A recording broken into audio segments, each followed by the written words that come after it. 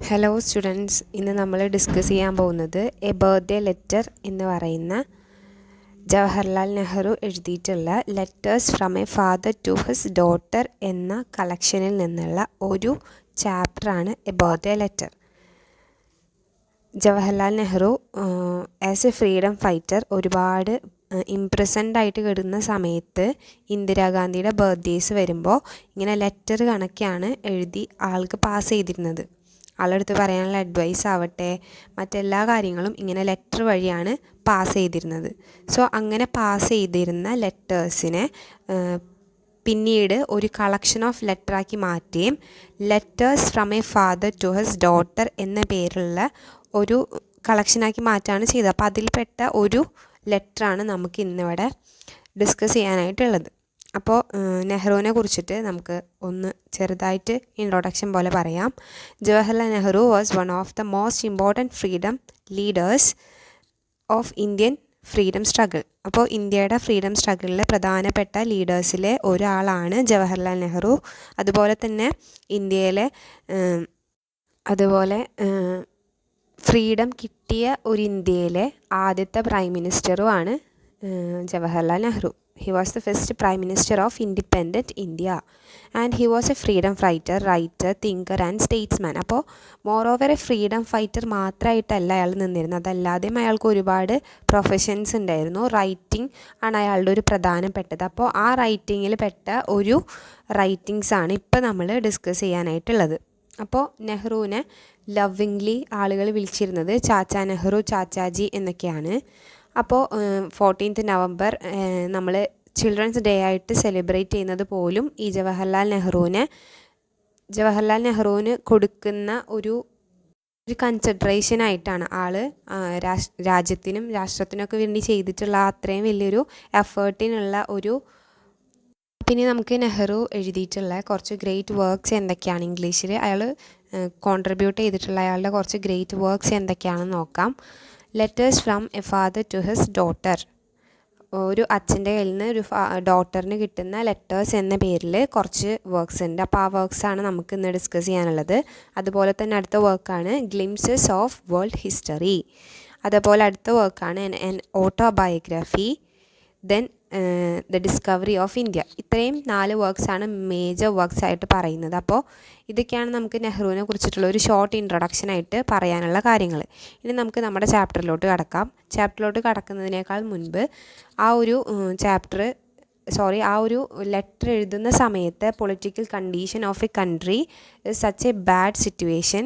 കാരണം പൊളിറ്റിക്കൽ ആയിട്ട് നിൽക്കുന്ന പൊളിറ്റിക്കൽ ലീഡേഴ്സ് മൊത്തം ഫ്രീഡം ഫൈറ്റേഴ്സും അന്ന് ബ്രിട്ടീഷേഴ്സ് ഇംപ്രിസൺ ചെയ്തു വെച്ചേക്കായിരുന്നു. അതായത് ജയിലിലാണ് എപ്പോഴും അവർ, മെജോറിറ്റി ടൈമും അവർ ജയിലിലായിരിക്കും.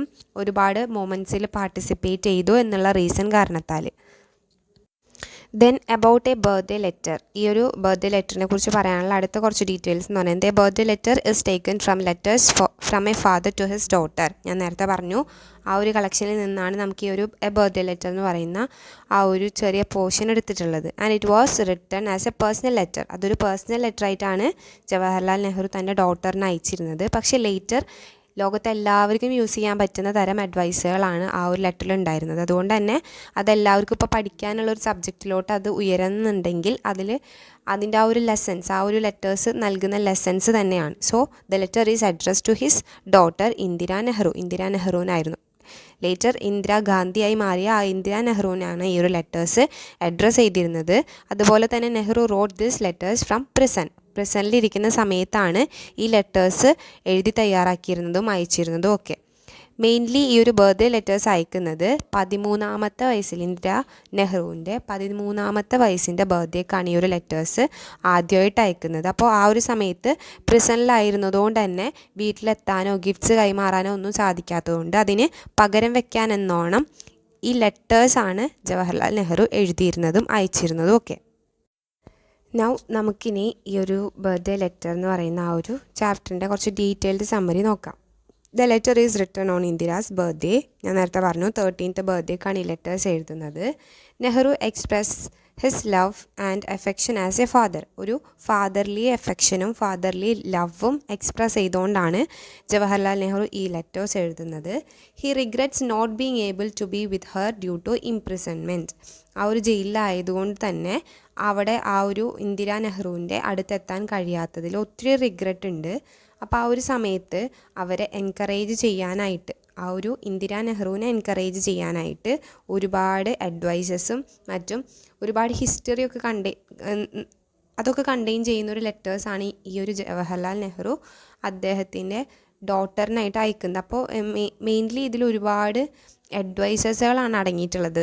Like be brave, be truthful, openness ഉണ്ടായിരിക്കുക, ബ്രേവ് ആയിട്ടിരിക്കുക, ഫിയർ ഇല്ലാതിരിക്കുക, അങ്ങനെ ഒത്തിരി അഡ്വൈസസുകളാണ് മെയിൻലി ഈ ഒരു ലെറ്റേഴ്സ് മുന്നോട്ട് വെക്കുന്നത്.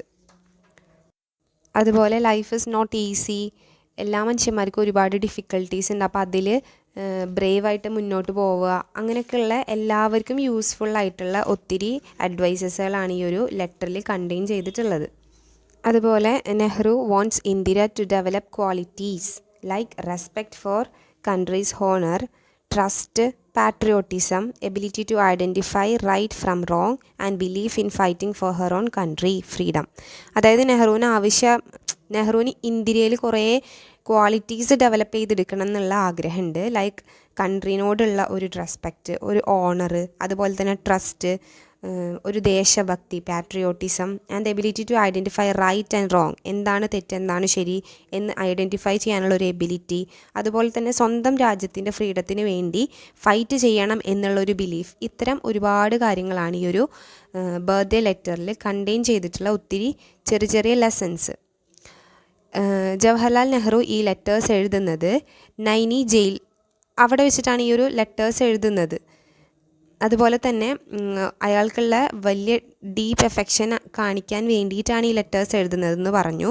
അതുപോലെ തന്നെ ഈ ലെറ്റേഴ്സ് വഴി മകൾക്കുള്ള ബ്ലെസ്സിങ്സും വിഷസൊക്കെ അറിയിക്കുകയാണ് ഈ ഒരു ജവഹർലാൽ നെഹ്റു ഈ ഒരു ലെറ്റർ കൊണ്ട് ഉദ്ദേശിക്കുന്നത്. അതുപോലെ തന്നെ he tells Indira that birthdays are important because birthdays ആണ് നമ്മുടെ അടുത്ത വർഷത്തേക്കുള്ള ഒരു മാർക്ക്, അല്ലെങ്കിൽ നമ്മൾ ഗ്രോ ചെയ്തു, നമ്മുടെ പേഴ്സണൽ ലൈഫിൽ ഒത്തിരി ലേണിങ് നടന്നു എന്ന് കാണിക്കുന്ന ഒരു മാർക്കിംഗ് ആണ് ഈ ഒരു ബർത്ത്ഡേസ് എന്ന് പറയുന്നത്. അതുപോലെ തന്നെ Pandit Nehru advise Indira to observe the world carefully and learn from it.